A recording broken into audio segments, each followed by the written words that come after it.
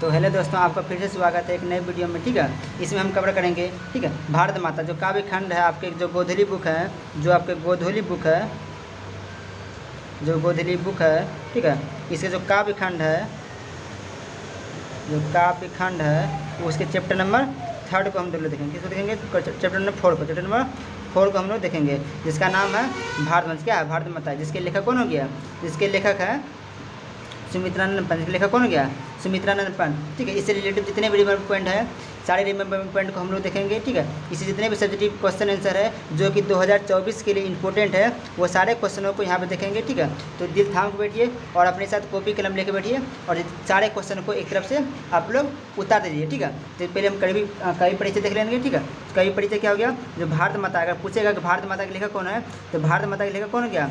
सुमित्रानंद पंत। ठीक है, तो कवि परिचय पर हम लोग चलते हैं। ठीक है, कवि परिचय क्योंकि आपका सुमित्रानंद पंत का जन्म 1980 ईस्वी में उत्तराखंड में उत्तरांचल, पहले था उत्तरांचल, पहले क्या था? उत्तरांचल, और अभी क्या हो गया? उत्तराखंड के जिले में अल्मोड़ा में हुआ था। कहाँ हुआ था? अल्मोड़ा जिले में हुआ था।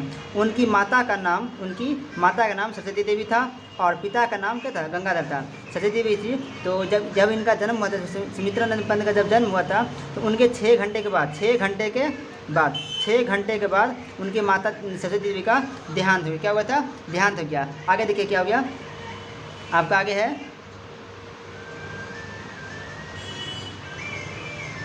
आगे देखिए, जन्म के 6 घंटे बाद ही कवि के माता की मृत्यु हो गई। मतलब कौन हो गया? ये सरस्वती देवी की मृत्यु हो गई थी। या पहले आपका समझा दिए हैं। ठीक है, आगे देखिए क्या है, आगे आपका दिया हुआ है, सुमित्रानंद पंत को सुकुमार कवि भी कहते हैं। अगर पूछेगा कि सुकुमार नाम से किस कवि को जाना जाता है, तो सुमित्रानंद पंत को सुकुमार नाम से जाना जाता है। अगला पंत कहेगा, पंत जी छायावादी, मानवतावादी एवं प्रकृति के प्रिय कवि थे। कौन थे? तो ये सुमित्रानंद पंत हैं। आगे देखिए क्या हो गया, उनका अंतिम काव्य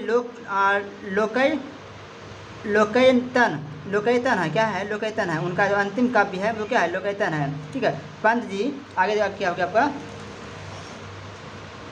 आगे देखिए है, पंत जी आलोचना, कहानी, उपन्यास आदि लिखा है। क्या है? आदि लिखा है। ठीक है, काव्य चिदंबरा, जो चिदंबरा थे, इन पे उन्हें भारतीय ज्ञानपीठ का पुरस्कार मिला। ठीक है, वही दिया गया है। काव्य चिदंबरा के लिए सुमित्रानंद पंत को भारतीय ज्ञानपीठ पुरस्कार भी मिला है। ठीक है, तो यहाँ तक हो गया आपका। देखिए आगे भी दिया हुआ है। ठीक है, आपका जो आगे रिमेंबर पॉइंट है वो रिमेंबर हम लोग देख लेते हैं। ठीक है, तो देखिए आपका अगला रिमेंबर पॉइंट हो गया भारत माता कविता।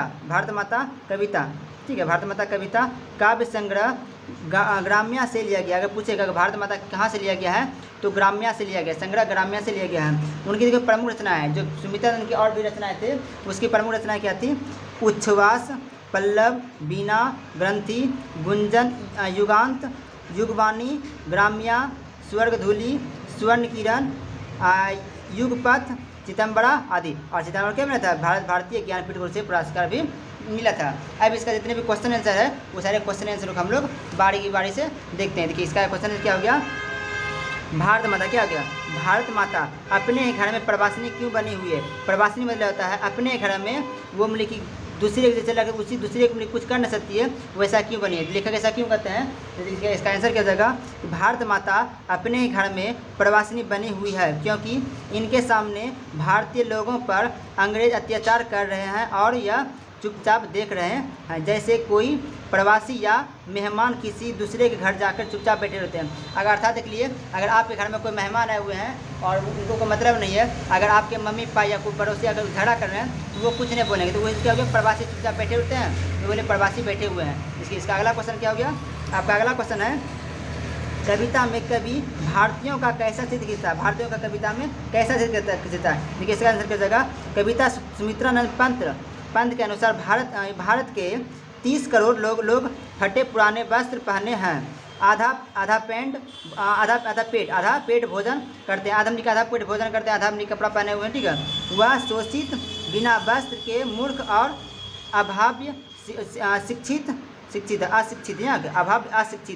अशिक्षित है। वो अंग्रेजों के सामने नतमस्तक से कुछ नहीं कर सकते हैं और वृक्ष के नीचे निवास करते हैं, अर्थात नीचे निवास करने के लिए मजबूर है, अर्थात उनको घर जो वृक्ष है वृक्ष के नीचे वो निवास करते हैं। देखिए अगर इसका अगला क्वेश्चन क्या होगा, इसका देखिए अगला क्वेश्चन है, इसको लिख लीजिएगा, ठीक है, ये भी इंपॉर्टेंट है कि भारत माता का ह्रास भी राहुग्रस्त क्यों दिखाई पड़ता है। राहुग्रस्त में उस पर जैसे बोलता है ना कि घर पे राहुग्रस्त हो गया, तो वह पूछ रहा है कि राहुग्रस्त क्यों है। तो इसका आंसर क्या हो जाएगा कि भारत माता का ह्रास भी ग्रसित दिखाई पड़ता है क्योंकि भारत माता पर उगे स्वर्ण जैसे फसल को अंग्रेजों ने पैरों तले कुचला हुआ है। देखिए को मतलब फसल जब उगता है, उगने के बाद बहुत अच्छा दिखने लगता है। कैसा होता है, जैसे उगेगा वो बहुत अच्छा दिखने लगता है, लेकिन अगर उसे पैरों तरफ कुचल दोगे तो वो खराब हो जाएगा, ठीक है। तो उससे पैरों तरफ उसे कुचला जाता है, ठीक है।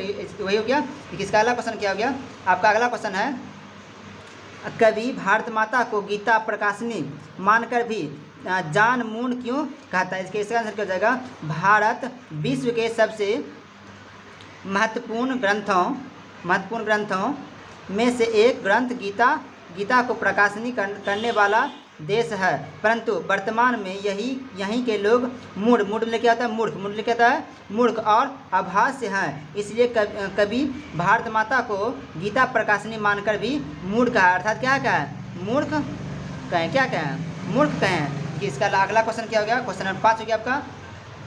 क्वेश्चन नंबर 5 कह रहा है कि कवि की दृष्टि में आज भारत का तप संयम क्यों सफल हुआ। आज का तप संयम जो वो सफल क्यों हो गया, मतलब कि हमको आज़ादी कैसे मिल गया, जो उसका जो सपना था वो सपना कैसे पूरा हो गया। तो इसका आंसर क्या हो जाएगा, कवि को आज भारत माता का तप संयम सफल होता हुआ दिख रहा है क्योंकि उसे ऐसा लगता है कि गांधी जी भारत माता का अहिंसा रूपी दूध पिलाकर लोगों को अंग्रेज़ों के बचाने के लिए भेजे हैं। इसका मतलब हुआ कि भारत माता जो है उन्होंने एक योद्धा को पैदा किया है, उन्हें जो है अहिंसा का दूध, अर्थात क्या हो गया, अहिंसा दूध किसे पिलाया है, वो गांधी जी को पिला करके भेजे हैं और अहिंसा के रास्ते पर चल के गांधी जी ने उसे आज़ादी दिलाया है। नहीं समझते हैं, गांधी जी को जब द्वितीय गोलमेज सम्मेलन में जब इंग्लैंड गए थे तो वहाँ के प्रधानमंत्री से क्या बोल रहे थे, अर्दनम फकीर बोले थे, ठीक है।